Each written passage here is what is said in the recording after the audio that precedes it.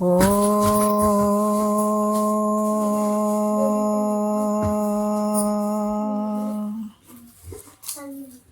ಗುರುರ್ಬ್ರಹ್ಮ ಗುರುರ್ವಿಷ್ಣು ಗುರುರ್ದೇವೋ ಮಹೇಶ್ವರಃ ಗುರು ಸಾಕ್ಷಾತ್ ಪರಬ್ರಹ್ಮ ತಸ್ಮೈ ಶ್ರೀ ಗುರವೇ ನಮಃ.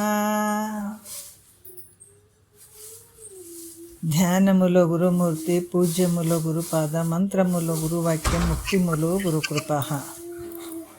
ಶ್ರೋತ್ರಿಯ ಬ್ರಹ್ಮನಿಷ್ಠ ಸದ್ಗುರು ಬಸವಾನಂದರ ಪಾದಕಮಲಗಳಿಗೂ ಅವರ ಪ್ರತಿರೂಪದಂಥ ನಿರ್ಗುಣಪ್ಪನವರ ಪಾದಕಮಲಗಳಿಗೂ ನನ್ನ ದೀರ್ಘದಂಡ ಪ್ರಣಾಮಗಳನ್ನು ಸಲ್ಲಿಸುತ್ತಾ, ಸದ್ಗುರು ಮಾರ್ತಂಡ ಸಾವಯ ಸದ್ಗುರುಳ ಪಾದಕಮಲಗಳಿಗೂ ಹಾಗೂ ರಾಯಪ್ಪ ಸದ್ಗುರುಳ ಪಾದಕಮಲಗಳಿಗೂ ನನ್ನ ದೀರ್ಘದಂಡ ಪ್ರಣಾಮಗಳನ್ನು ಸಲ್ಲಿಸುತ್ತಾ, ಗುರು ಸ್ವರೂಪರಂಥ ನನ್ನ ಪತಿದೇವರಿಗೂ ಕೂಡ ನನ್ನ ದೀರ್ಘದಂಡ ಪ್ರಣಾಮಗಳನ್ನು ಸಲ್ಲಿಸುತ್ತಾ, ಮನದಲ್ಲಿ ಸ್ಮರಿಸಿಕೊಳ್ಳುತ್ತಾ, ತಮ್ಮೆಲ್ಲರಿಗೂ ವಂದಿಸುತ್ತಾ, ಇವತ್ತಿನ ಕೈವಲ್ಯ ಪದ್ಧತಿ ಒಳಗೆ ಜ್ಞಾನ ಪ್ರತಿಪಾದನಾ ಸ್ಥಳದ 8ನೇ ಪದದ ಒಂದು ಕೊನೆಯ ನುಡಿಯನ್ನು ಒಂದು ಸ್ವಲ್ಪ ನೋಡಿಕೊಂಡು ಹೋಗೋಣ.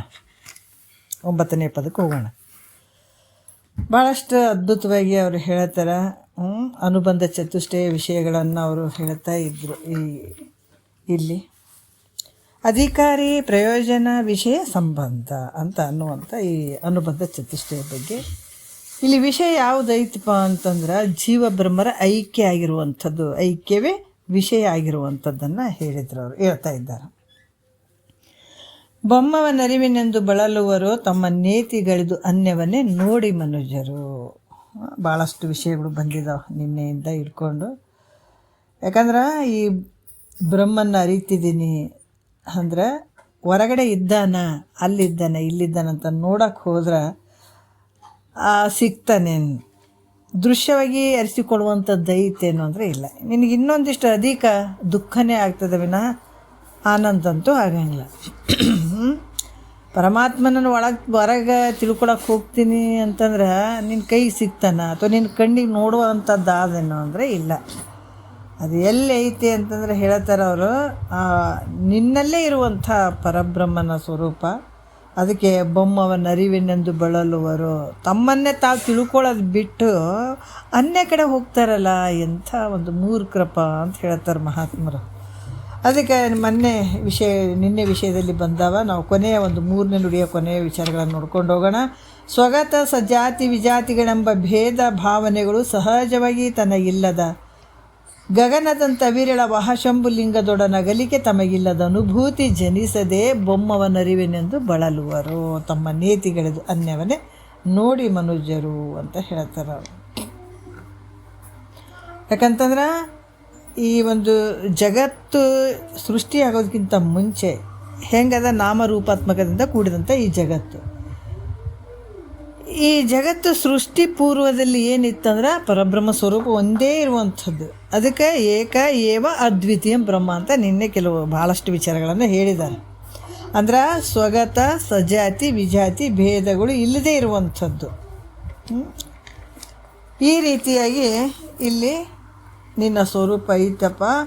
ಸ್ವಗತ ಸಜಾತಿ ವಿಜಾತಿ ಭೇದ ತ್ರಯ ರಹಿತವಾಗಿರುವಂಥದ್ದು ಮತ್ತು ಹೆಂಗೆ ಅಖಂಡೈಕ ರಸವಾಗಿರುವಂಥದ್ದು, ಪಂಚಕೋಶಗಳಿಗೆ ವಿಲಕ್ಷಣನಾಗಿರುವಂಥದ್ದು ನಿನ್ನ ಸ್ವರೂಪ ಐತೆ. ಈ ಅವಸ್ಥೆಗಳಿಗೆ ಕೂಡ ಸಾಕ್ಷಿಯಾಗಿರುವಂಥದ್ದು ಐತೆ ಅಂತ ಭಾಳಷ್ಟು ವಿಚಾರಗಳನ್ನು ಅವರು ನಿನ್ನೆ ಹೇಳಿದರು. ಮತ್ತು ಇಲ್ಲಿ ಕೂಡ ಹೇಳ್ತಾರೆ, ಸಚ್ಚಿದಾನಂದ ನಿತ್ಯ ಪರಿಪೂರ್ಣ ಶಂಭುವೇ ನಾನು ಇದ್ದೀನಿ ಅನ್ನುವಂಥ ಅನುಭವ ಜ್ಞಾನ ಇಲ್ಲದೆ, ಅನುಭವ ಜ್ಞಾನ ಅನುಭವಕ್ಕೆ ತಗೊಳ್ಬೇಕಾಗ್ಯದ. ಅದಕ್ಕೆ ಅಂಥ ಅನುಭವ ಜ್ಞಾನವಿಲ್ಲದ ಬ್ರಹ್ಮವನ್ನು ಅರಿಲಿಕ್ಕೆ ಏನಾಗ್ತದೆ, ಬರಂಗಿಲ್ಲ. ಯಾಕಂದ್ರೆ ತನ್ನೊಳಗೆ ತಾನು ತಿಳ್ಕೊಳ್ಬೇಕಾಗ್ಯದ. ಎಲ್ಲೋ ಹೊರಗಡೆ ನೋಡ್ತೀನಿ ಅರಿತೀನಿ ಅಂತ ಅನ್ನೋಕೆ ಬರಂಗಿಲ್ಲ ಅದು. ಅದಕ್ಕೆ ಇಲ್ಲಿ ಕೂಡ ಏನು ಹೇಳ್ತಾರೆ, ಜೀವ ಮತ್ತು ಬ್ರಹ್ಮ, ಜೀವ ಬೇರೆ ಅಲ್ಲ ಬ್ರಹ್ಮ ಬೇರೆ ಅಲ್ಲ, ಎರಡೂ ಒಂದೇ ಇರುವಂಥದ್ದು. ಯಾವ ರೀತಿ ಅಂತಂದ್ರೆ ಈ ಮನೆ ಐತಲ್ಲ, ಮನೆ ಕಟ್ಟೋದಕ್ಕಿಂತ ಮೊದಲು ಏನಿತ್ತು, ಬೈಲಿತ್ತು. ಹೌದಿಲ್ಲ? ಮನೆ ಕಟ್ಟೋದಕ್ಕಿಂತ ಮೊದಲು ಬೈಲಿತ್ತು. ಮನೆ ಕಟ್ಟಿದ ಮೇಲೆ ಏನಾಯ್ತು, ಅದರೊಳಗೂ ಅದೇ ಬೈಲದು. ಇನ್ನು ಬೇರೆ ಬೈಲೈತಾನೆ. ಮನೆ ಕಟ್ಟೋದಕ್ಕಿಂತ ಮೊದಲು ಬೈಲಿತ್ತು, ಮನೆ ಕಟ್ಟಿದ ಮೇಲೆ ಅದೇ ಬೈಲು. ಅದು ಅದೇ ರೀತಿ ಕೂಡ ಇಲ್ಲಿ ಈ ಸ್ವಗತ ಸಜಾತಿ ವಿಜಾತಿ ಭೇದರಹಿತನಾದ ಶಂಭು ಸೃಷ್ಟಿ ಇದ್ದಾನತ. ಹಾಂ, ಯಾಕಂದ್ರೆ ಸೃಷ್ಟಿ ಆಗೋದಕ್ಕಿಂತ ಮುಂಚೆನೂ ಇದ್ದ. ಈ ಸೃಷ್ಟಿ ಅಂದರೆ ಭೂತ ಭೌತಿಕ ಈ ಸೃಷ್ಟಿ ಆದ ಮೇಲೆ ಮತ್ತು ಈ ಶರೀರದಲ್ಲಿಯೂ ಕೂಡ ಅದೇ ಶಂಭು ಇದ್ದಾನೆ. ಮೊದಲನೇ ಇದ್ದ, ಜಗತ್ತಾದ ಮೇಲೆ ಕೂಡ ಈ ಶರೀರ ತೋರಿದ್ರು ಕೂಡ ಅಲ್ಲಿ ಕೂಡ ಶಂಭುನೇ ಅದನ್ನು. ಅದೇ ಬೈಲೇ ಐತೆ, ಹೊರಗಡೆನೂ ಹೆಂಗೆ ಬೈಲೈತೆ, ಅದ್ರಾಗ ಮನೆ ಒಳಗೆ ಹೆಂಗೆ ಬೈಲೈತೆ, ಅದ್ರಂಗೆ ಸಚ್ಚಿದಾನಂದ ಸ್ವರೂಪ ಸೃಷ್ಟಿ ಆಗೋದಕ್ಕಿಂತ ಮುಂಚೆ ಆತ ಇದ್ದ. ನಿನ್ನ ಸೃಷ್ಟಿ ಆದಮೇಲೆ ಈ ಶರೀರ ಬಂದ ಮೇಲೆ ಆದರೂ ಕೂಡ ನಿನ್ನೊಳಗೆ ಅದಾನ ಆತ, ಇಲ್ಲಂತಿಲ್ಲ. ಅದರಿಂದ ಇಲ್ಲಿ ಕೂಡ ಈ ದೇಹಗಳಲ್ಲಿರುವಂಥ ಜೀವ ಬೇರೆ ಅಲ್ಲ, ಆ ಪರಬ್ರಹ್ಮ ಸ್ವರೂಪನೇ ಅಂತನ್ನುವಂಥದ್ದು ಕೂಡ ನಾವು ತಿಳ್ಕೊಳ್ಬೇಕಾಗ್ತದೆ. ಯಾಕಂದ್ರೆ ಜೀವ ಮತ್ತು ಪರಬ್ರಹ್ಮ ಅಂದ್ರೆ ಬ್ರಹ್ಮ ಅಂತ ಹೆಸರುಗಳು ಎರಡಾದರೂ ಕೂಡ ಚೈತನ್ಯ ಮಾತ್ರ ಒಂದೇ ಇರುವಂಥದ್ದು, ಈ ರೀತಿ ಇರುವಂಥದ್ದು. ಅದಕ್ಕೆ ಈಗ 8 ಪದ್ಯಗಳಿಂದ ಅವ್ರು ಏನು ಹೇಳಿದರು, ಅಧಿಕಾರಿ, ಪ್ರಯೋಜನ, ಸಂಬಂಧ, ವಿಷಯ ಅಂತ ಅನುಬಂಧ ಚತುಷ್ಟಯ ಬಗ್ಗೆ ಅವರು ಇಷ್ಟೊತ್ತಿನ ಹೇಳಿದರು, ಇಷ್ಟು ದಿವಸ ಹೇಳಿದರು. ಈಗ ಮುಂದೆ ವಿಚಾರಗಳನ್ನು ಅವರು ಹೇಳ್ತಾರೆ. ನಾವು 9ನೆಯ ಪದವನ್ನು ನೋಡೋಣ. ಏನು ಹೇಳ್ತಾರೆ, ಮೊದಲ ಜ್ಞಾನ ಸ್ಥಳದ ಈ ಪ್ರತಿಯೊಂದು ವಿಚಾರದಲ್ಲಿ ಇಲ್ಲಿ ಹೇಳ್ತಾರೆ 6 ನಾನೆಂದು ವಿಚಾರಿಸು ಅನ್ನುವಂಥದ್ದನ್ನು ಹೇಳಿದ್ದಾರೆ ಮಹಾತ್ಮರು. ಇಲ್ಲಿ ಭಾಳಷ್ಟು ಸತ್ತು ಚಿತ್ತು ನಿತ್ಯ ಆನಂದ ಪರಿಪೂರ್ಣ ಸ್ವರೂಪನು ನೀನಿದ್ದಿ ಅಂತನ್ನುವಂಥ ವಿಚಾರವನ್ನು 9ನೆಯ ಒಂದು ವಿಚಾರದಲ್ಲಿ ಇಲ್ಲಿ ಹೇಳುತ್ತಾರೆ. ಅಂಥ ಒಂದು ಸತ್ತು ಚಿತ್ತು ನಿತ್ಯ ಆನಂದ ಪರಿಪೂರ್ಣ ಆಗಿರುವಂಥದ್ದು ನಿನ್ನ ಸ್ವರೂಪ ಐತಪ್ಪ ಅಂತ ಅದನ್ನು ವಿಸ್ತಾರವಾಗಿ ಹೇಳುತ್ತಾರೆ ಕರುಣಾಮಯಿಗಳು. ಯಾವುದೇ ಒಂದು ಸಂಶಯ ಬರಬಾರ್ದು ಶಿಷ್ಯನಿಗೆ. ಬಂದ್ರೆ ಮತ್ತು ಕೇಳೋದು ಬಿಡ್ತಾನೆ ನೋಡ್ರಿ, ಎಂಥ ಒಂದು ಕರುಣಾಮಯಿ ಇರ್ಬೋದು ನಿಜಗೊಂಡ್ರು. ನಿಜಗೊಂಡ್ರು ಎಂಥ ಒಂದು ಕರುಣಾಮಯಿಗಳು ಇದ್ದಾರೆ ಅಂತಂದ್ರೆ ಪ್ರತಿ ಒಂದು ವಿಚಾರದಲ್ಲಿ ಅವರು ಎಲ್ಲ ಅತಿ ಸೂಕ್ಷ್ಮ ವಿಚಾರಗಳನ್ನು ತಿಳ್ಕೊಂಡು ಮುಕ್ತರಾಗಲಿ ಅನ್ನುವಂಥ ಒಂದು ಏಕೈಕ ಒಂದು ಕರುಣೆ ನೋಡ್ರಿ, ಆ ಭಾವ, ಆ ಉದ್ದೇಶ ಅವ್ರದ್ದು. ಹಾಗಾಗಿ ಪ್ರತಿಯೊಂದು ವಿಚಾರಗಳನ್ನು ನಮಗೆ ತಿಳಿಸ್ತಾರೆ. ಸದಾದಿ ಅಂತಂದಾಗೆ ಸತ್ತು ಚಿತ್ತು ನಿತ್ಯ ಆನಂದ ಪರಿಪೂರ್ಣ ಅದ್ರ ಬಗ್ಗೆ ವಿಸ್ತಾರವಾಗಿ ಹೇಳ್ತಾರೆ 9ನೆಯ ನುಡಿಯಲ್ಲಿ. ನಿನ್ನ ನಿಜವಿದನೆ ತಿಳಿ ಬೇರೆನ್ನದೆಲೆ ಮನುಜ ಇದೆಮೆನಿಸುವುದು ಆವುದಕ್ಕೆ ತಾನ ಆಶ್ರಯ ಪದವಾಗಿ ಬಾಧೆಯೊಂದದೆ ತೋರುತಿಹ ಸತ್ತೇ ಅಂತ ಈ 9ನೇ ನುಡಿಯಲ್ಲಿ ಹೇಳ್ತಾರೆ. ಏನು ಹೇಳ್ತಾರೆ, ಹೇ ಮನುಜ, ಮನುಷ್ಯನೇ, ಬೇರೆ ನೋಡು ಭಿನ್ನ ಅಂತ ನೀನು ಅನ್ಲಾರ್ದನೆ ಅದೇ ನಿನ್ನ ಸ್ವರೂಪ ಅಂತ ತಿಳ್ಕೊ. ಯಾವುದು? ಆ ಸಚ್ಚಿದಾನಂದ ಸ್ವರೂಪನೇ ನಂದು ಅಂತನ್ನುವಂಥದ್ದನ್ನು ತಿಳ್ಕೊ.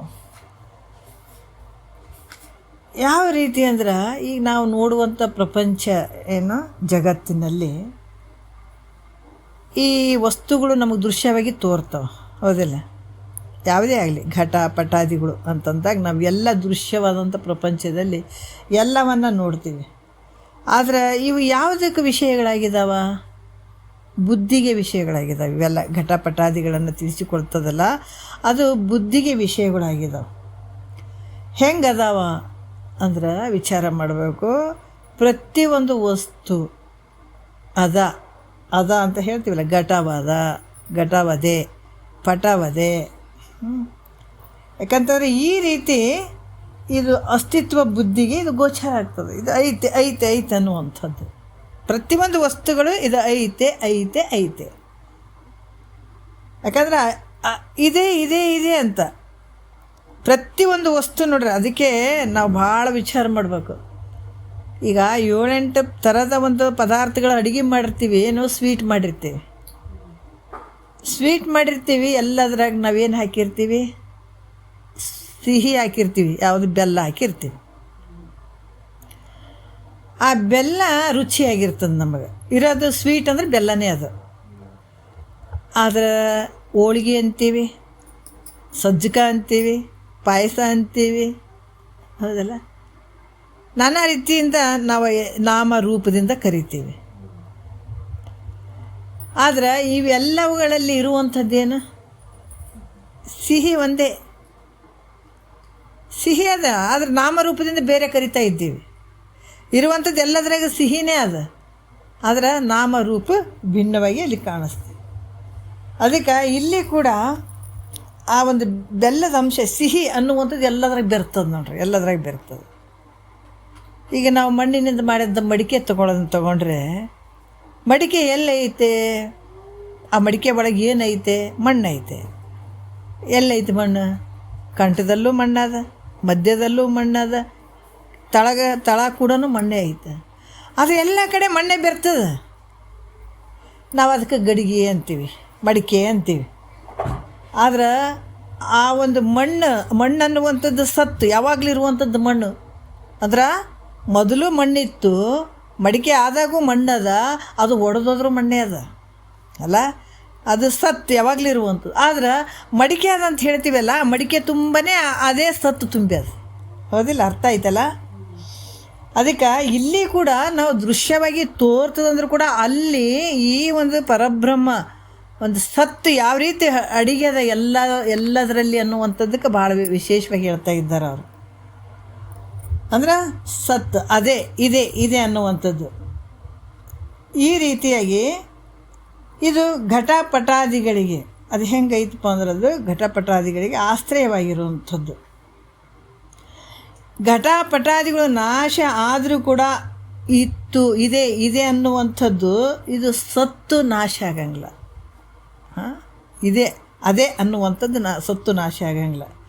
ಅದು ತ್ರಿಕಾಲದಲ್ಲಿ ಇರುವಂಥದ್ದು ನೋಡ್ರಿ, ತ್ರಿಕಾಲದಲ್ಲಿ ಅಬಾಧ್ಯವಾಗಿರುವಂಥದ್ದು ಇದು ಸತ್ತು.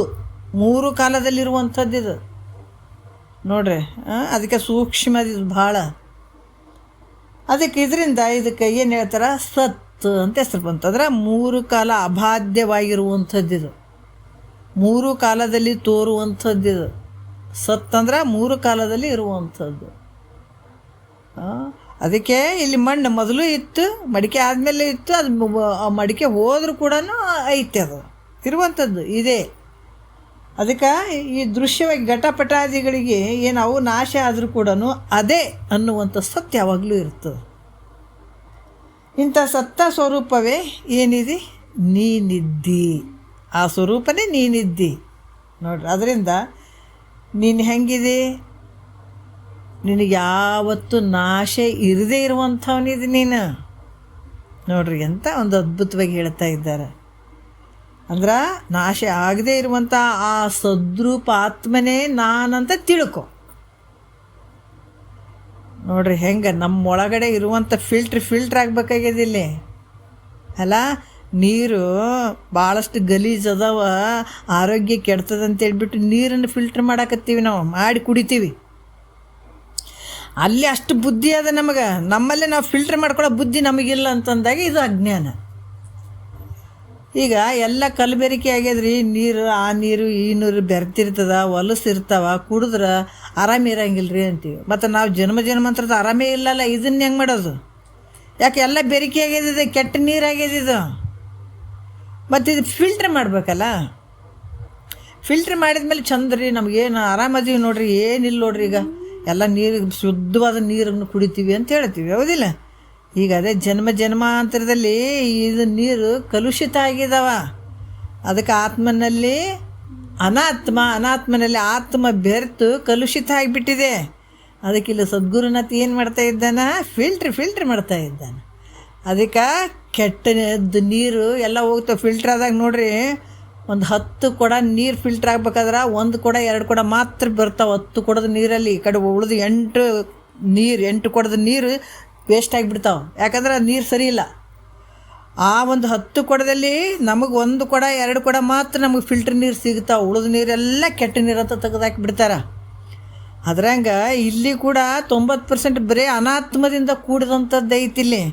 ಅದಕ್ಕೆ ಇದನ್ನು ಮೊದಲು ಎಷ್ಟು ಅದ್ಭುತ ನೋಡ್ರಿ, ಈ ತತ್ವಗಳು ಹೆಂಗದಾವ. ಅವೆಲ್ಲ ನೀರನ್ನು ತೆಗೆದು ಸ್ವಚ್ಛ ನೀರು ಹೆಂಗೆ ಕುಡಿತೀವಿ, ಅದ್ರಂಗೆ ಅನಾತ್ಮವಾದಂಥದ್ದನ್ನು ತೆಗೆದು ಹಾಕಿ ಆತ್ಮವನ್ನು ತೋರಿಸುವಂಥ ಶಕ್ತಿ ಸದ್ಗುರುನಾಥ್ ಮಾಡಾಕತ್ತಾನೆ ಇಲ್ಲಿ.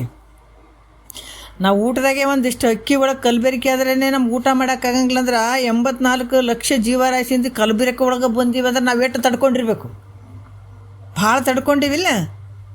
ಆ ದುಃಖವನ್ನು ನುಂಗಿಕೊಂಡೇ ಬಂದಿದ್ದೀವಿ.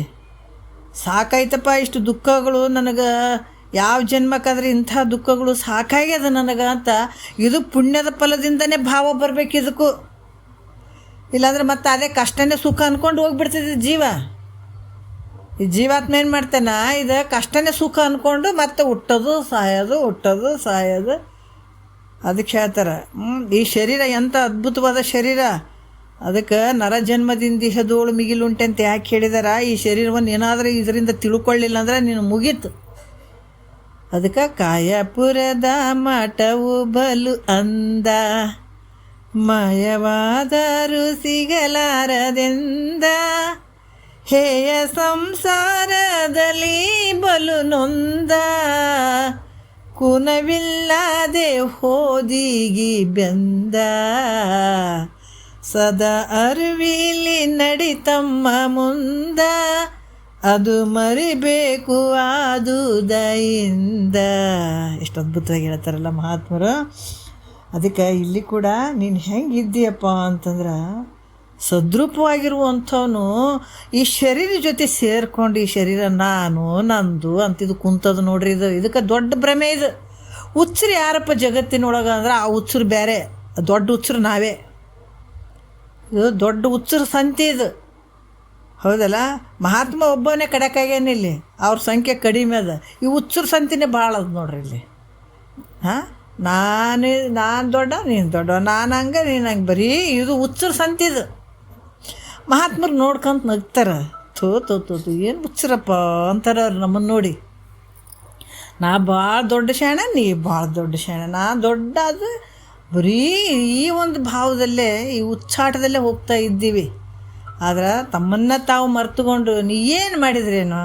ಹಾಂ, ಅದಕ್ಕೆ ಹೇಳ್ತಾರೆ, ಏನಿರ್ದೊಡೆ ನಮ್ಮ ನಿಜಬೋಧೆ ಒಂದಿಲ್ಲದಿರೆ, ಕಾನನದ ಬೆಳದಿಂಗಳಂತೆ ನಿಷ್ಫಲವು.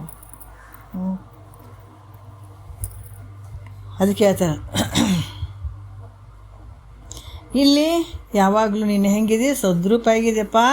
ಇದು ಅನಾತ್ಮವಾಗಿರುವಂಥ ದೇಹದೊಡನೆ ತಾಧ್ಯಾತ್ಮ ಹೊಂದಿ ಇದ್ರ ಜೊತೆ ಬೆರ್ತು, ಅಕ್ಕಿ ಒಳಗೆ ಕಲ್ಲು ಬೆರ್ತಂಗಿದು. ಆತ್ಮನಲ್ಲಿ ಶರೀರ ನಾನು ಅಂದ್ಕೊಳ್ಳುವಂಥದ್ದು ಹೆಂಗೈತೆ, ನೀವು ಉಣ್ತೀಯನ?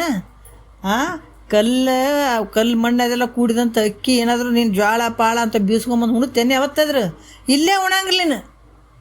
ಮತ್ತು ಇದು ಕಲ್ಲಿನಂಗಿರುವಂಥದ್ದು ಇದೆಲ್ಲ ನಮ್ಗೆ ಅಡಚಣೆ ಮಾಡುವಂಥ ಈ ಶರೀರ ಏನೈತೆ, ಈ ಶರೀರದ ಜೊತೆ ಆತ್ಮ ಭಾವ ತಾಧ್ಯಾತ್ಮ ಹೊಂದಿ, ಭ್ರಾಂತಿಯನ್ನು ಹೊಂದಿ, ನಾ ಸಾಯ್ತೀನಿ, ನಾನು ಹುಟ್ಟುತ್ತೀನಿ, ಶರೀರ ಹುಟ್ಟಿದಗಳನ್ನೇ ನಾನು ಹುಟ್ಟಿದೆ, ಸತ್ತುಗಳನ್ನೇ ನಾನು ಸತ್ಯ ಅಂತ ಇಲ್ಲಿ ವಿಪರೀತ ಭಾವನೆ ತಿಳ್ಕೊಂಡು ಅತುಗುವಂಥ ಕುಂತವಾಗ್ಯದ.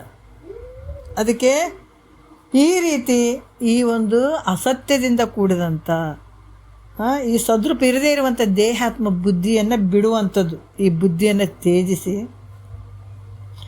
ದೇಹಕ್ಕೆ ವಿಲಕ್ಷಣನಾಗಿರುವಂಥ, ನೋಡ್ರಿ, ಈ ದೇಹಕ್ಕೆ ವಿಲಕ್ಷಣನಾಗಿರುವಂಥ ನೀನು ನಾಮ ರೂಪಾತ್ಮಕದಿಂದ ಕೂಡಿದಂಥ ಈ ಭೂತ ಭೌತಿಕದ ಈ ಪ್ರಪಂಚಕ್ಕೆ ನೀ ಹೆಂಗಿದೆ, ಆಶ್ರಯವಾದಂಥ ಸದ್ರೂಪಾತ್ಮನೇ ನಾನೆಂದು ತಿಳಿ. ಎಲ್ಲ ನಿನ್ನೊಳಗೆ ಅದಾವಪ್ಪ, ಈ ಜಗತ್ತು ನಿನ್ನೊಳಗೆ ಐತೆ. ಏನು ತೋರಕತ್ತಿದ್ದು, ಏನೇನು ಮಾಡಾಕತ್ತಿದ್ದು ಎಲ್ಲ ನಿನ್ನೊಳಗೆ ನಡೆದಾವ. ಆದ್ರೆ ಅರಿವಿಗೆ ಬರ್ತಾ ಇಲ್ಲ. ಹೊರಗೆ ನೋಡಕತ್ತೀವಿ, ಜಗತ್ತು ಹೊರಗೆ ಐತಂತೀವಿ, ಶಿವ ಹೊರಗೆ ಅದಾನಂತ ಹೇಳ್ತೀವಿ, ನಾ ಮಾಡುವಂಥ ಜೀವಾತ್ಮ ಅಂತಂತೀವಿ. ಎಂಥ ಮೂರ್ಖಪ್ಪ ಅಂತಾರವ್ರು. ಇವೆಲ್ಲ ನಿನ್ನೊಳಗೆ ನಡೆದಾವು. ಅದಕ್ಕೆ ನೀನು ಹೆಂಗಿದೆ, ದೇಹಕ್ಕೆ ವಿಲಕ್ಷಣನಾಗಿರುವಂತಿದೆ. ಆಮೇಲೆ ಭೂತ ಭೌತಿಕ ಪ್ರಪಂಚಕ್ಕೆ ಏನು ಈ ದೃಶ್ಯವಾದಂಥ ಪ್ರಪಂಚ ಏನೈತೆ, ನಾಮರೂಪಾತ್ಮಕದಿಂದ ಕೂಡಿದಂಥ ಈ ಪ್ರಪಂಚಕ್ಕೆ ನೀನು ಹೆಂಗಿದೆ, ನೀನೇ ಆಶ್ರಯವಾಗಿದೆ. ಅಂಥ ಆಶ್ರಯವಾದಂಥ ಸದ್ರೂಪಾತ್ಮನೇ ನಾನಂತ ತಿಳಿ. ಯಾಕಂತಂದ್ರೆ ಇಲ್ಲಿ ಕೂಡ ಹೌದು, ನಾನಂತ ಸದ್ರೂಪ ಆತ್ಮ, ಪರಮಾತ್ಮ ಸದ್ರೂಪ ಆತ್ಮನೇ ನಾನಂತ ತಿಳಿ. ಯಾಕಂತಂದ್ರೆ ಹೇಳ್ತಾರೆ, ಯಾರಾದರೂ ನೀನು ಇದ್ದೀಯೋ ಅಥವಾ ಇಲ್ಲೋ ಅಂತ ಕೇಳಿದ್ರೆ ಏನು ಹೇಳ್ತೀನಿ, ನೀನು ನಾನು ಇದ್ದೀನಿ ಅಂತ ಉತ್ತರ ಕೊಡ್ತಾನೆ. ಹೌದಿಲ್ಲ? ಯಾರನ್ನಿದ್ರೆ ನೀ ಇದೆಯೇ ಇಲ್ಲಪ್ಪ ಅಂತ ನಾ ಇದ್ದೀನಿ ಅಂತ ಹೇಳ್ತಾನೆ. ಇದ್ದೀನಿ ಅನ್ನುವಂಥದ್ದು ಏನದ ಸತ್ತದು. ಇದ್ದೀನಿ, ನೀ ಇದೆಯೇ ಇಲ್ಲ, ಇದ್ದೀನಿ ಅಂತ ಹೇಳುವಂಥದ್ದು. ಇದ್ದೀನಿ ಅಂತಂದ್ರೆ ಅದೇನು ಸತ್ ಪದ ಅಲ್ಲಿ ಇರುವಂಥದ್ದು. ಈ ರೀತಿಯಾಗಿ ಇಲ್ಲಿ ಹೇಳುವಂಥ ಅದೇ ಸತ್ತಿ ನೀನಿರುವಂಥದ್ದು. ಅದಕ್ಕೆ ಇಲ್ಲಿ ಏಕವಾಗಿದೆ ಅಂದರೆ ಒಂದೇ ಇರುವಂಥದ್ದು. ಅದು ಭಾಳಷ್ಟು ಅದಾವನು ಇಲ್ಲ. ಅದರಿಂದ ಸದ್ರೂಪ ಪರಬ್ರಹ್ಮವೇ ನೀನಿರುವಂಥದ್ದು. ನೋಡ್ರಿ, ಇದು ಯಾಕೆ ಅಷ್ಟು ಹೇಳ್ತಾರಂತಂದ್ರೆ, ಇದು ಭ್ರಮೆ ತೊಗೊಂಡದಲ್ಲ ನಿನಗೆ. ಆ ಭ್ರಮೆ ಬಿಡ್ಸಾಕ ಸದ್ಗುರುನಾಥ ಒಬ್ಬನೇ ಜಗತ್ತಿನೊಳಗೆ.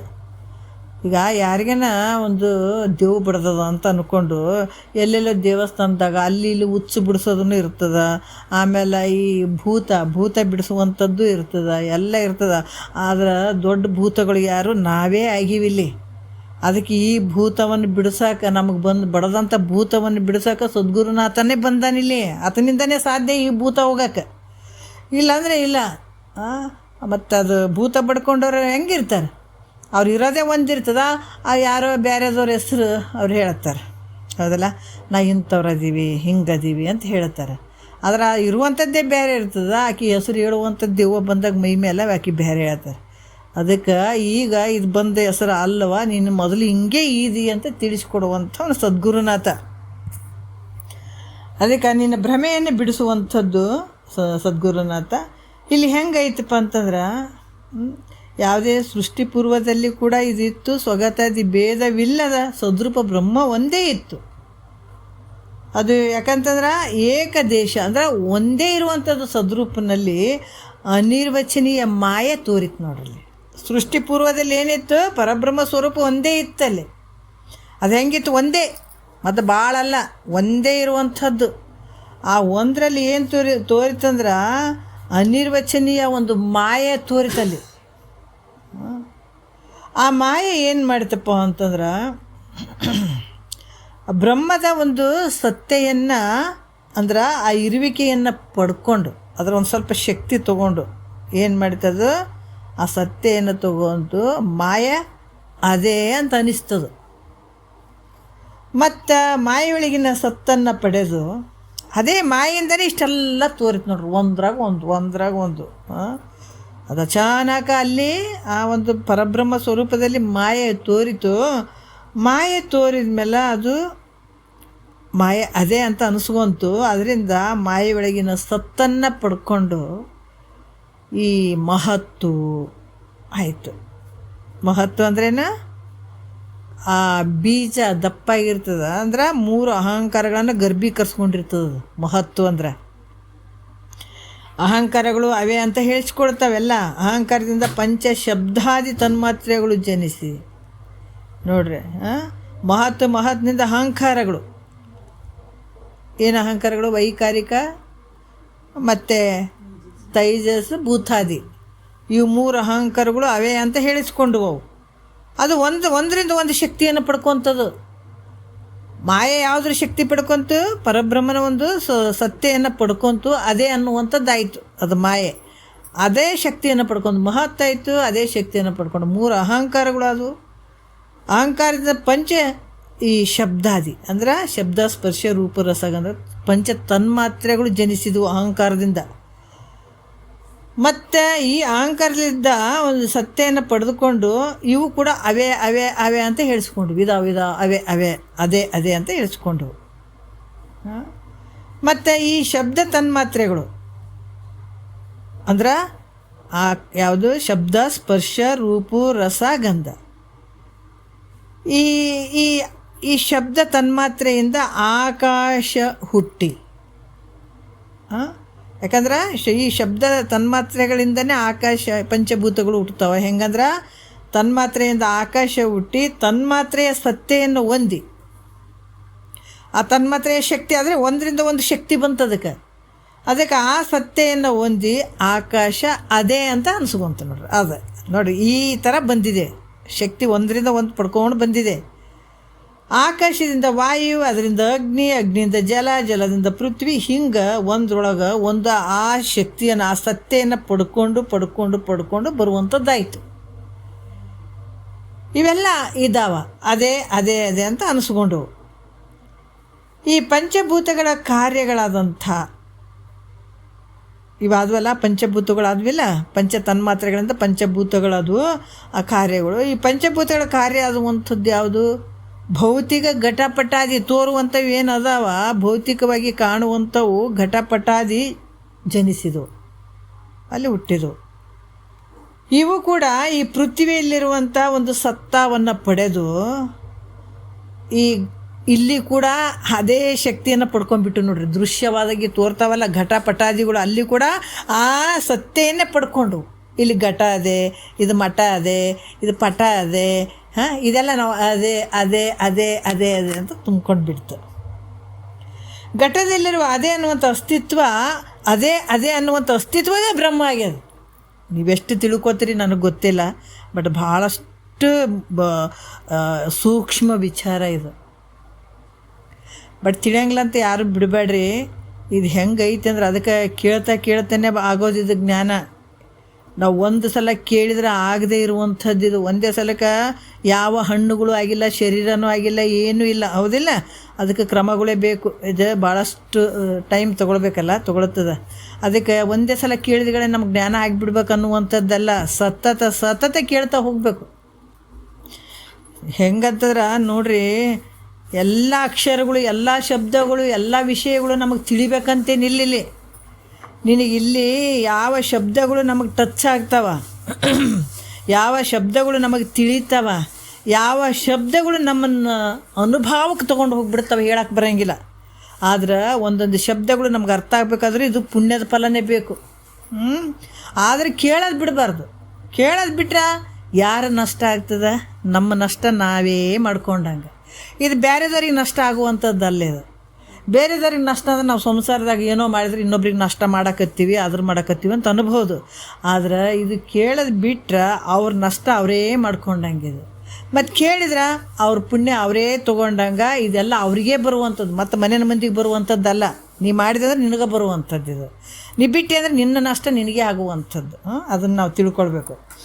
ಅದಕ್ಕೆ ಇಲ್ಲಿ ಕೂಡ ಈ ಪೃಥ್ವಿಯಲ್ಲಿರುವಂಥ ಸತ್ತಾಂಶವನ್ನು ಪಡೆದು ಇದು ಘಟ ಐತೆ, ಮಠ ಐತೆ, ಪಟ ಐತೆ ಅಂತ ಹೇಳಿಸ್ಕೊಂಡಿತು.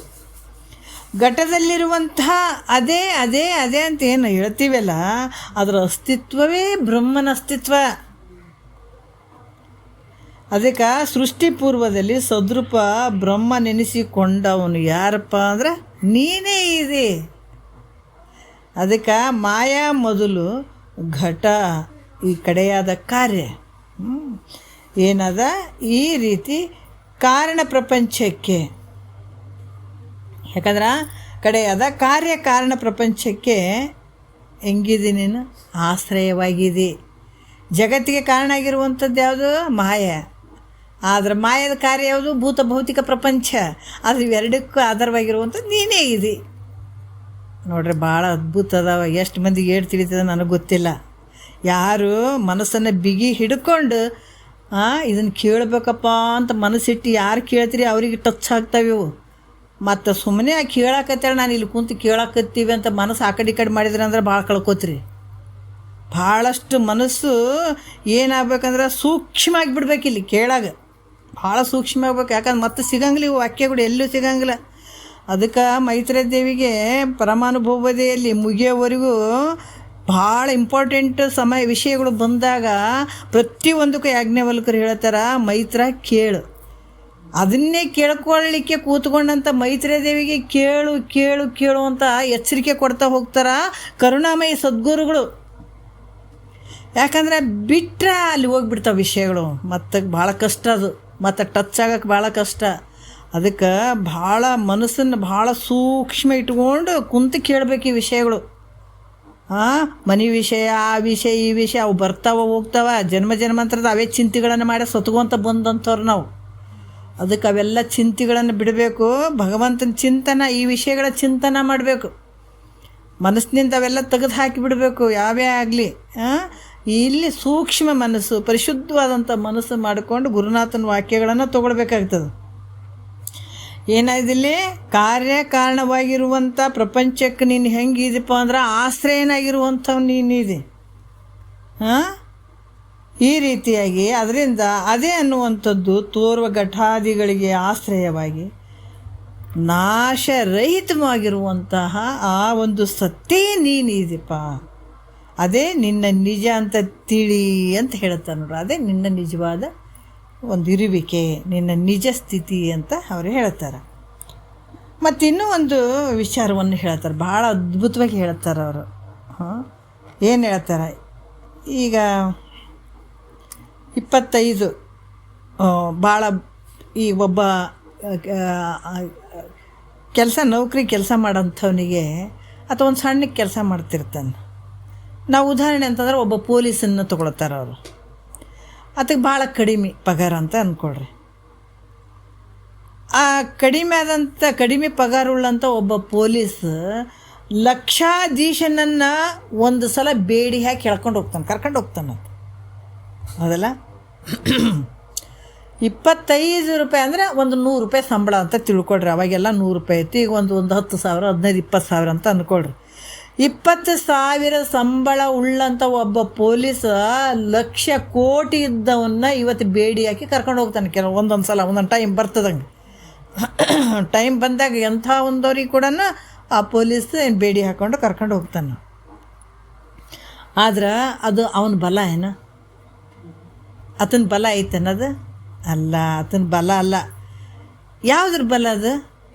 ಅಧಿಕಾರದ ಬಲ ನೋಡ್ರಿ. ಮತ್ತು ಇವನಿಗೆ ಹೆಂಗೆ ಅಧಿಕಾರ ಬಂತು ಅಂತ ವಿಚಾರ ಮಾಡಿದ್ರೆ ಅಲ್ಲಿ ಮತ್ತು ಒಂದು ಸಮಿತಿ, ಘಟನಾ ಸಮಿತಿ ಸಂಘದ್ದಿರ್ತದ, ಗವರ್ನರ್ ಜನರಲ್, ಈ ಒಂದು ಎಲ್ಲರಿಗೆ ಇಂಥ ಒಂದು ಅಧಿಕಾರ ಬಂದಿರ್ತದೆ, ಇವರಿಗೆಲ್ಲ ಅಧಿಕಾರ ಬಂದಿರ್ತದೆ. ಯಾಕಂತಂದ್ರೆ ಅದರಿಂದ ಈ ಘಟನಾ ಸಮಿತಿ ಸಂಘ ಅನ್ನುವಂಥದ್ದು ಇರ್ತದೆ, ಅದರಿಂದ ಗವರ್ನರ್ ಅಂತ ಇರ್ತದೆ. ಮತ್ತು ಈ ಸಮಿತಿಯಿಂದ ಯಾರಿಗೆ ಬರ್ತದೆ? ಗವರ್ನರಿಗೆ ಆ ಶಕ್ತಿ ಬರ್ತದೆ. ಆ ಗವರ್ನರ್ನಿಂದ ಯಾರಿಗೆ ಬಂತು? ಅದ್ರ ಕೆಳಗಡೆ ಇದ್ದಂಥ ಕಲೆಕ್ಟರ್ ಅನ್ನೋನಿಗೆ ಬರ್ತದೆ. ಆ ಕಲೆಕ್ಟ್ರ್ನಿಂದ ಯಾರಿಗೆ ಬಂತು? ಈ ಅಲ್ಲಿ ಪೊಲೀಸ್ ಸಾಹೇಬ್ರು ಅಂತ ಇರ್ತಾರೆ, ಅವ್ರಿಗೆ ಬರ್ತದೆ. ಅವರಿಂದ ಈ ಫೌಜದಾರನಿಗೆ ಬರ್ತದೆ ಆ ಶಕ್ತಿ. ಒಬ್ಬರಿಂದ ಒಬ್ಬರು ಟಾಪ್ದಲ್ಲಿರುವಂಥ ಆಫೀಸರ್ನ ಹಿಡ್ಕೊಂಡು ಅಲ್ಲಿ ಕೆಳಗಿನ ಮಟ್ಟತನ P1 ಇರೋರ ತನಕ ಬರ್ತದೆ ನೋಡ್ರಿ ಆ ಶಕ್ತಿ. ಮತ್ತು ಫೌಜದಾರನಿಗೆ ಬರ್ತದೆ, ಅದನ್ನಿಂದ ಯಾರಿಗೆ ಬಂತು? ಪೊಲೀಸ್ನಿಗೆ ಬಂತು ಆ ಶಕ್ತಿ. ಈಗ ಒಬ್ಬರಿಂದ ಒಬ್ಬರು ಅದಲ್ಲ, ಅಂಥ ಒಂದು ಮೇಲ್ಮಟ್ಟದಿಂದ ಇರುವಂಥ ಆ ಶಕ್ತಿಯನ್ನೇ ಇಲ್ಲಿ ಕೆಳಗಿನ ಮಟ್ಟ ಒಂದು P1 ನೌಕರಿ ಮಾಡೋವಂಥವಂತನೂ ಆ ಶಕ್ತಿ ಬಂದಿರ್ತದೆ, ಅದು ಅಧಿಕಾರದ ಶಕ್ತಿ. ಅದಕ್ಕೆ ಈ ರೀತಿಯಿಂದ ಪೊಲೀಸ ಆ ಅಧಿಕಾರವನ್ನು ಚಲಾಯಿಸ್ತಾನಲ್ಲಿ. ಯಾಕಂತಂದ್ರೆ ಆ ಘಟನಾ ಸಮಿತಿಯಿಂದ ಅಧಿಕಾರ ಸತ್ತೆಯನ್ನು ಪಡೆದಂಥ ಪೊಲೀಸನಿಗೆ ಆ ಶಕ್ತಿ ಬಂತು.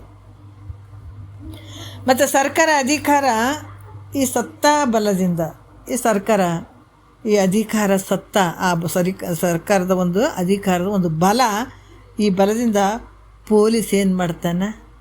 ಲಕ್ಷಾಧೀಶನನ್ನೇ ಕೋಟ್ಯಾಧೀಶನನ್ನು ಬಂಧಿಸಿಬಿಡ್ತಾನೆ ನೋಡಿ. ಹೌದಲ್ಲ, ಮೇಲಿನ ಅಧಿಕಾರಿಗಳು ಪೊಲೀಸನಿಗೆ ಆ ಕೊಟ್ಟ ಅಧಿಕಾರವನ್ನು ಅದನ್ನು ತಿರುಗಿ ತಕ್ಕೊಂಡು ನೋಡ್ರಿ, ಅವನನ್ನು ಕೆಲಸದಿಂದ ಏನಾರು ತೆಗೆದು ಹಾಕಿಬಿಟ್ರೆ ಅರ್ಥ ಆಯ್ತಲ್ಲ. ಆ ಪೊಲೀಸನಿಗೆ ಮತ್ತು ಅಧಿಕಾರಿಗಳು ಆತನ ತೆಗೆದು ನೌಕರಿಯನ್ನು ಏನಾರು ತಕ್ಕೊಂಡು ಆ ನೌಕರಿಯಿಂದ ಬಿಡಿಸಿ ಕೆಲಸದಿಂದ ತೆಗೆದು ಹಾಕಿದ್ರೆ ಆಗ ಅವನು ಯಾರನ್ನ ಬಂಧಿಸ್ಲಕ್ಕೆ ಹೋಗ್ತಾನೆ. ಅಧಿಕಾರ ಹೋಯ್ತಂದ್ರೆ ಮುಗೀತು, ಎಲ್ಲಿ ತನಕ ಇರ್ತದೆ ಅಧಿಕಾರ ಇರೋವರೆಗೂ. ನಾವು ನೋಡ್ತೀವಿ 60 ವರ್ಷ ತನಕ ಅಧಿಕಾರ ಇದ್ದಾಗ ಭಾಳಷ್ಟು ಅಧಿಕಾರ ಚಲಾಯಿಸ್ತಾರೆ. ಅಧಿಕಾರ ಮುಗಿದು ಒಂದು ತಾಸಿನಾಗ ಆಫೀಸಿಂದ ಬರಾಗ ಎಲ್ಲ ಮನುಷ್ಯರು ಚೇಂಜ್ ಆಗಿರ್ತಾರೆ. ರಿಟೈರ್ಮೆಂಟ್ ಆದಾಗ ಆದವ್ರಿಗೆ ಗೊತ್ತಾಗ್ತದೆ. ಹಾಗಾಗಿ ಯಾವಾಗ ಪೊಲೀಸಿಗೆ ಮತ್ತು ನೌಕರಿ ಹೋಯ್ತು ಅಂತಂದಾಗ ಯಾರನ್ನ ಬಂಧಿಸ್ಲಿಕ್ಕೆ ಶಕ್ತಿ ಬರ್ತಾನಂದ್ರೆ ಬರೋಂಗಿಲ್ಲ. ಮತ್ತು ನೀನು ಅಪರಾಧಿಗಳನ್ನ ಯಾಕೆ ಬಂಧಿಸಿದಿಲ್ಲ ಅಂತ ಕೇಳಿದ್ರೆ ನನಗೆ ಅಧಿಕಾರ ಇಲ್ಲಪ್ಪ ಬಂಧಿಸಕ್ಕೆ ಅಂತ ಉತ್ತರ ಕೊಡ್ತಾನತ್ತ. ಯಾಕಪ್ಪ ಮತ್ತು ಮೊದಲು ಬಂಧಿಸ್ತಿದ್ದೆಲ್ಲ, ಈಗ ಅಂಥವ್ರನ್ನ ಬಂಧಿಸೋಕ್ಕೆ ಯಾಕಾಗಂಗಿಲ್ಲ? ಅಪರಾಧಿಗಳನ್ನು ಬಂದ್ಸೋಕ್ಕಾಗಲ್ಲ ನಿನಗೆ ಅಂದ್ರೆ ಬಂದ್ಸೋಕ್ಕಾಗಂಗಿಲ್ಲಪ್ಪ ಅಂತಾರೆ. ಯಾಕಂದ್ರೆ ನನಗೆ ಅಧಿಕಾರ ಇಲ್ಲಪ್ಪ. ಈಗ ಅವಾಗ ಅಧಿಕಾರ ಇತ್ತು, ಬಂಧಿಸ್ತಿದ್ದೆ ಅಪರಾಧಿಗಳಿಗೆ. ಈಗ ಅಪರಾಧಿಗಳಿಗೆ ಬಂಧಿಸೋಕ್ಕೆ ನನಗಿಲ್ಲ, ಯಾಕಂದ್ರೆ ನನಗೆ ಅಧಿಕಾರ ಹೋಗ್ಯದ ಅಂತ ಹೇಳ್ತಾನಂತ. ಈ ದೃಷ್ಟಾಂತದಂತೆ ನೋಡ್ರಿ, ಸೃಷ್ಟಿ ಪೂರ್ವದಲ್ಲಿ ಏನಿತ್ತು? ಬ್ರಹ್ಮ ಇತ್ತು. ಸೃಷ್ಟಿ ಆಗೋದಕ್ಕಿಂತ ಮುಂಚೆ ಏನಿತ್ತು? ಪರಬ್ರಹ್ಮ, ಬ್ರಹ್ಮ ಸ್ವರೂಪನಾದಂಥ ನಿನ್ನ ಸತ್ತೆಯೇ ಮಾಯ ಪಡ್ಕೊಂತು. ನಿನ್ನ ಆ ಮಾಯಕ್ಕೆ ಎಲ್ಲಿಂದ ಬಲ ಬಂತಂದರೆ ನಿನ್ನ ಸತ್ತೆಯಿಂದನೇ ಮಾಯ ಅಂತ ಅನಿಸ್ಕೊಂಡು ಅದೇ ಅಂತ ಅನಿಸ್ಕೊಂಡ್ಬಿಡ್ತದೆ. ಅದೇ ಅಂತ ಅನಿಸ್ಕೊಂಡೇ ಇಲ್ಲಿ ಏನಾಯಿತು? ಮಹತ್ತು, ಅಹಂಕಾರ, ಶಬ್ದಾದಿ ತನ್ಮಾತ್ರೆ, ಆಕಾಶ, ವಾಯು, ಅಗ್ನಿ, ಜಲ ಇವೆಲ್ಲ ಘಟಪಟಾದಿಗಳಿಗೆ ಆ ಶಕ್ತಿ ಬಂತು. ಅದೇ ಅದೇ ಅಂತನ್ನುವಂಥದ್ದು ಬಲ ಬಂದುಬಿಡ್ತು. ಅದರಿಂದ ಘಟ ಅದ, ಪಟ ಅದ ಅಂತ ಹೇಳಿಸ್ಕೊಳ್ತದೆ. ಅದರಿಂದ ಅಲ್ಲಿಂದ ಶಕ್ತಿ ಬಂದದ್ದು ನೋಡ್ರಿ. ಅದಕ್ಕೆ ಎಲ್ಲ ಕಡೆ ಅನುರೇಣ ತುಣಾಕಾಶದಲ್ಲಿ ಭಗವಂತ ತುಂಬಿದ್ದಾನಂತ ಹೇಳ್ತಾರಲ್ಲ, ನಾವು ವಿಚಾರ ಅರ್ಥ ಮಾಡ್ಕೋಬೇಕು. ಹೆಂಗಂತ ಅರ್ಥ ಮಾಡ್ಕೋಬೇಕು. ಘಟದಲ್ಲಿರುವ ಅದೇ ಅನ್ನುವಂಥ ಸತ್ತು ಹೆಂಗೈತಪ್ಪ ಅಂತಂದ್ರೆ ಅದು ಬ್ರಹ್ಮ ಅಂತದ. ಆ ಸತ್ಯನ ಬ್ರಹ್ಮಕ್ಕೆ ಕೊಟ್ರೆ ಅಲ್ಲಿ ಹಾಗೆ ಘಟ ಐತೆ ಅನ್ನೋದ್ರೆ ಇರೋಂಗಿಲ್ಲ ಅಂತ ಹೇಳ್ಸ್ಕೊಳ್ಳೋದು. ಈ ರೀತಿ ಈ ಇಲ್ಲಂತ ಹೇಳಿಸ್ಕೊಳ್ಳುವಂಥದ್ದು ಏನಪ್ಪ? ಅದೇ ಅಂತ ಹೇಳಿಸ್ಕೊಳ್ಳುವಂಥದ್ದು ಬ್ರಹ್ಮಂದು ಅಂಶ. ಆದರೆ ಇಲ್ಲ ಅಂತ ಹೇಳಿಸ್ಕೊಳ್ಳುವಂಥದ್ದು ಮಾಯೆ, ಅಸತ್ತು, ಮಾಯೆ. ಇಲ್ಲ ಅಂತ ಹೇಳಿಸ್ಕೊಳ್ಳುವಂಥದ್ದು ಮಾಯದ್ದು, ಅದೇ ಅಂತ ಹೇಳಿಸ್ಕೊಳ್ಳುವಂಥದ್ದು ಬ್ರಹ್ಮದ್ದು. ಅದಕ್ಕೆ ಇಲ್ಲಿ ಕೂಡ ನೀರಿಗೆ ಅವಕಾಶ ಕೊಟ್ಟದ್ದು ಯಾವುದು? ಆಕಾಶದ ಅಂಶ ಆಗಿರುವಂಥದ್ದು. ಈ ರೀತಿಯಾಗಿ ಇಲ್ಲಿ ಕೂಡ ಭಾಳಷ್ಟು ವಿಚಾರಗಳನ್ನು ಹೇಳ್ತಾರೆ. ಯಾಕಂತಂದ್ರೆ ಇಲ್ಲಿ ಅದಕ್ಕೆ ಬ್ರಹ್ಮಕ್ಕೆ ಕೊಟ್ರೆ ಈ ಸತ್ಯನ ಬ್ರಹ್ಮಕ್ಕೆ ಕೊಟ್ರೆ ಆಗ ಆ ಘಟನೂ ಇರೋಂಗಿಲ್ಲ, ಯಾವುದೂ ಇರೋಂಗಿಲ್ಲ. ಆ ಶಕ್ತಿಯನ್ನು ಪಡ್ಕೊಂಡು ಇದೇ ಅಂತ ಹೇಳ್ತಾರೆ. ಘಟದಲ್ಲಿರುವ ಸತ್ತು ಬ್ರಹ್ಮನ ತೆಗೆದ್ರೆ ಎಲ್ಲ ಪ್ರಪಂಚ ಹೆಂಗಾಗ್ತದೆ? ಅಸತ್ತಾಗಿಬಿಡ್ತದೆ. ಈಗ ಹೋಳಿಗೆಯಲ್ಲಿ, ಕಡುಬಿನಲ್ಲಿ, ಪಾಯಸದಲ್ಲಿ ನಾವೇನು ಬೆಲ್ಲ ಹಾಕಿವಿ, ಆ ಬೆಲ್ಲದ ಅಂಶ ತಕ್ಕೊಂಬಿಡ್ರಿ, ಅವೇನಾಗ್ತದೆ? ಸಪ್ಪೆ ಆಗಿಬಿಡ್ತದಲ್ಲ. ಅದ್ರಂಗೆ ಈ ಅದೇ ಅನ್ನುವಂಥದ್ದು ಜಗತ್ತಿನ ತುಂಬ್ಯದಲ್ಲ. ಇದೆಲ್ಲ ಬ್ರಹ್ಮನ ಸತ್ತು. ಇದನ್ನು ತೆಗೆದುಬಿಟ್ಟಾಗ ಏನಾಗ್ತದ? ಪ್ರಪಂಚ ಅಸತ್ತಾಗಿಬಿಡ್ತದ. ಅದಕ್ಕೆ ಈ ಬ್ರಹ್ಮದ ಸತ್ಯವನ್ನು ಬೆರೆತಿರುವುದರಿಂದ ಘಟಾದಿ ಪ್ರಪಂಚ ಸತ್ಯ ಅಂತ ತೋರ್ತದ. ಅರ್ಥ ಆಯ್ತಲ್ಲ? ಇದು ಬ್ರಹ್ಮನ ಒಂದು ಸತ್ಯವನ್ನು ಪಡ್ಕೊಂಡೋದಕ್ಕಾಗಿ ಈ ಪ್ರಪಂಚ ಸತ್ಯ ಅನ್ನುವಂಗೆ ತೋರಕತ್ತದ, ಸತ್ಯ ಅಂತ ತೋರ್ತದೆ ಇದು. ಆದರೆ ಪ್ರಪಂಚಕ್ಕೆ ನಿಜವಾದ ಸತ್ಯತ್ವ ಐತೇನು? ಇಲ್ಲ. ನಿಜವಾದ ಸತ್ಯತ್ವ ಐತೇನಂದರೆ ಇಲ್ಲ. ಅದಕ್ಕೆ ಹೇಳ್ತಾರೆ, ಯಾವ ರೀತಿ ಬೆಲ್ಲದ ದೃಷ್ಟಾಂತ ಹೆಂಗೆ, ಅದರಲ್ಲಿ ಸಿಹಿ ಹಾಕಿದಾಗ ಅದಕ್ಕೊಂದು ಅರ್ಥ ಅದ. ಅದನ್ನು ತೆಗೆದಾಗ ಬೆಲ್ಲದ ಸಿಹಿಯನ್ನು ಬೆಲ್ಲಕ್ಕೆ ಕೊಟ್ಟರೆ ಎಲ್ಲ ಪದಾರ್ಥಗಳು ಹೆಂಗೆ ಸಪ್ಪೆ ಆಗ್ತವೆ. ಈ ಹುಗ್ಗಿ ಒಳಗೆ ಬೆಲ್ಲ ಅದ, ನಾಮರೂಪದಿಂದ ಕೂಡಿದಂಥದ್ರಾಗ ಎಲ್ಲದ್ರಾಗ ನಾವೇನದಾವ ಹುಗ್ಗಿ, ಹೋಳ್ಗೆ, ಕಡುಬು, ಪಾಯಸ, ಸಜ್ಜಕಾಯಿ ಅಂತ ಹಿಂಗೆಲ್ಲ ಮಾಡಿರ್ತೀವಿ. ಅದ್ರಾಗ ಇರುವಂಥದ್ದು ಒಂದೇ, ಅದು ಏನು? ಸಿಹಿ. ಅದು ಆ ಸಿಹಿಯನ್ನು ನಾವು ತೆಗೆದುಬಿಟ್ಟಾಗ ಉಳಿದಂಥವೆಲ್ಲ ಹೆಂಗಾಗ್ತಾವ? ಸಪ್ಪೆ ಆಗ್ತಾವ. ಇದ್ರಂಗ ಬ್ರಹ್ಮ ಸ್ವರೂಪನಾದ ನಿನ್ನ ಸತ್ತ ಘಟಪಟಾದಿಗಳಲ್ಲಿ ಬೆರೆಯುವುದರಿಂದ ಇದು ಯಾವತ್ತು ಇದಂ ಬುದ್ಧಿಗೆ ವಿಷಯಗಳಾದ ಘಟಪಟಾದಿಗಳು ಸದ್ಬುದ್ಧಿಗೆ ಏನಾಗ್ಯಾವ? ವಿಷಯಗಳಾಗಿದ್ದಾವೆ ನೋಡ್ರಿ. ಅದರಿಂದ ಘಟಪಟಾದಿಗಳಿಗೆ ಆಶ್ರಯವಾದ ಸತ್ಯ ನಿನ್ನ ನಿಜ ಅಂತ ತಿಳ್ಕೊ. ಘಟಪಟಾದಿಗಳಿಗೆ ಆಶ್ರಯವಾಗಿರುವಂಥದ್ದು ಅದು. ಯಾಕಂದ್ರೆ ಆ ಸತ್ಯಗೆ ನಾನು ಬೇರೆ ಇದ್ದೀನಂತ ತಿಳ್ಕೊಬೇಡ. ಆ ಸತ್ಯ ಇರುವಂಥದ್ದೇ ನಿನ್ನ ಸ್ವರೂಪ ಐತೆ ಅದು ನೋಡ್ರಿ. ಅದಕ್ಕೆ ಇದು ಭಾಳ ಸೂಕ್ಷ್ಮ ಹೋಗ್ಬೇಕು, ಮನಸ್ಸು ಅಂದಾಗ ಅರ್ಥ ಆಗ್ತದೆ. ಇದಕ್ಕೆ ಆಶ್ರಯವಾಗಿರುವಂಥದ್ದು ಯಾವುದು? ನಿನ್ನ ಸತ್ಯ ಅದು. ಅದಕ್ಕೆ ಬೇರೆ ಇದೀನಂತ ತಿಳ್ಕೊಬೇಡಪ್ಪ, ಆ ಸತ್ಯ ನೀನಿದೆ. ಅದಕ್ಕೆ ಇಲ್ಲಿ ಕೂಡ ಭಾಳಷ್ಟು ಮುಂದೆ ಆದರೂ ಕೂಡ ಇನ್ನೂ ಹಲವಾರು ವಿಚಾರಗಳನ್ನು ಅವರು ಹೇಳ್ತಾರೆ. ಸದ್ರೂಪ ಬ್ರಹ್ಮ ನೀನು, ಯಾಕಂದ್ರೆ ನೀ ಹೆಂಗಿದೆ?